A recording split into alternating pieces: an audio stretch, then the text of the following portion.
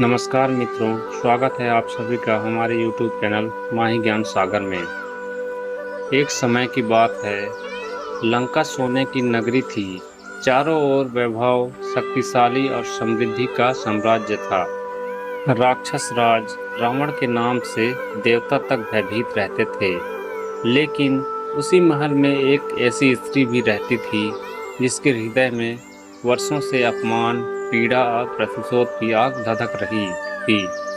उसका नाम था शूर्पणखा। दोस्तों, आज की यह कथा एक ऐसी लोक मान्यता पर आधारित है जिसके बारे में बहुत कम लोग जानते हैं। कहा जाता है कि शूर्पणखा केवल राम और लक्ष्मण से अपमान का बदला ही नहीं चाहती थी, बल्कि वह अपने भाई रावण के पूरे कुल का विनाश चाहती थी। अगर आप भी ऐसी रहस्यमयी और ज्ञानवर्धक कथाएं पसंद करते हैं तो अभी माही ज्ञान सागर चैनल को सब्सक्राइब करें, वीडियो को लाइक करें और कमेंट में जय श्री राम अवश्य लिखें। अब शुरू करते हैं यह अद्भुत कथा।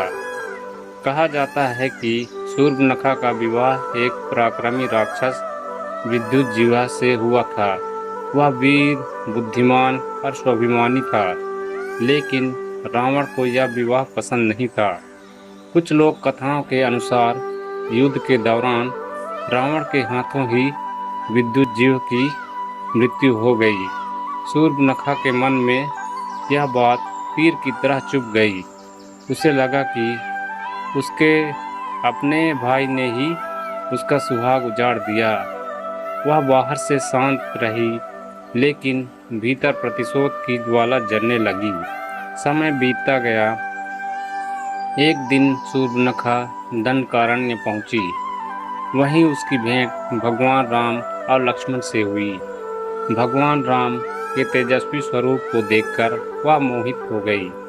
उसने विवाह का प्रस्ताव रखा, लेकिन भगवान राम ने मुस्कुराकर कहा कि वे विवाहित हैं। फिर उसने लक्ष्मण के सामने प्रस्ताव रखा।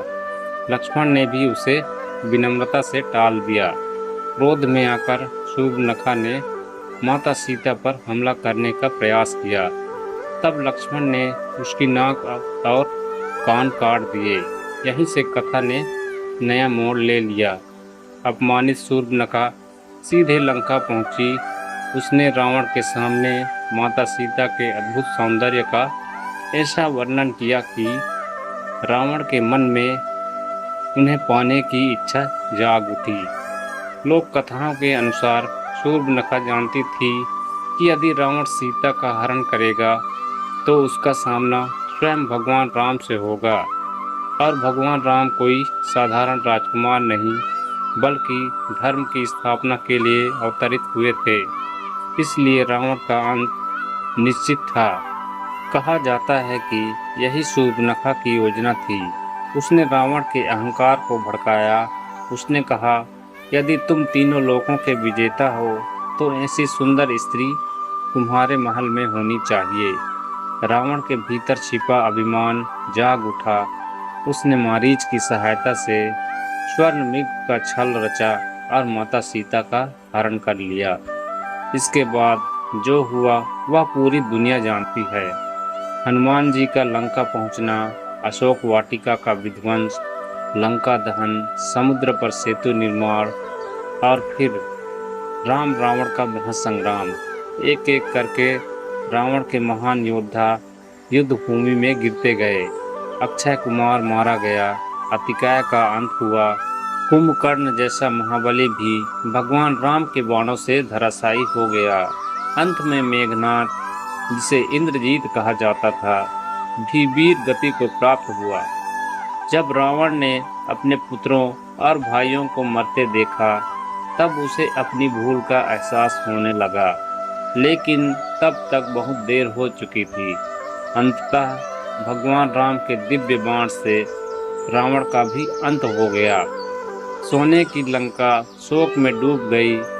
लोक मान्यता कहती है कि दूर खड़ी शूर्पणखा यह सब देख रही थी। उसके मन में वर्षों से जल रही प्रतिशोध की अग्नि शांत हो चुकी थी, लेकिन उसने अपना पूरा परिवार खो दिया था। यही कारण है कि कुछ कथाओं में कहा जाता है कि शूर्पणखा ने प्रत्यक्ष युद्ध नहीं किया, बल्कि रावण के अहंकार को ही उसके विनाश का कारण बना दिया। हालांकि यह स्पष्ट करना आवश्यक है कि वाल्मीकि रामायण में शूर्पणखा के मन में रावण के कुल के विनाश की ऐसी योजना का स्पष्ट उल्लेख नहीं मिलता।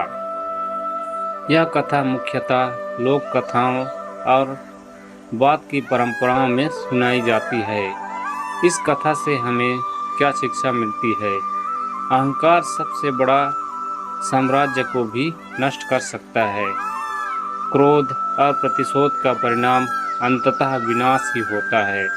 गलत निर्णय पूरे परिवार और राज्य को संकट में डाल सकते हैं। धर्म और सत्य की विजय अंततः निश्चित होती है। यदि आपको यह रहस्यमयी कथा पसंद आई हो तो वीडियो को लाइक करें, अपने विचार कमेंट में लिखें कि क्या आपको लगता है कि शूर्पणखा ने सचमुच रावण के पतन की योजना बनाई थी। और ऐसी ही रोचक पौराणिक कथाओं के लिए माही ज्ञान सागर चैनल को सब्सक्राइब करना ना भूलें और कमेंट में जय श्री राम लिखना ना भूलें। जय श्री राम, जय हनुमान।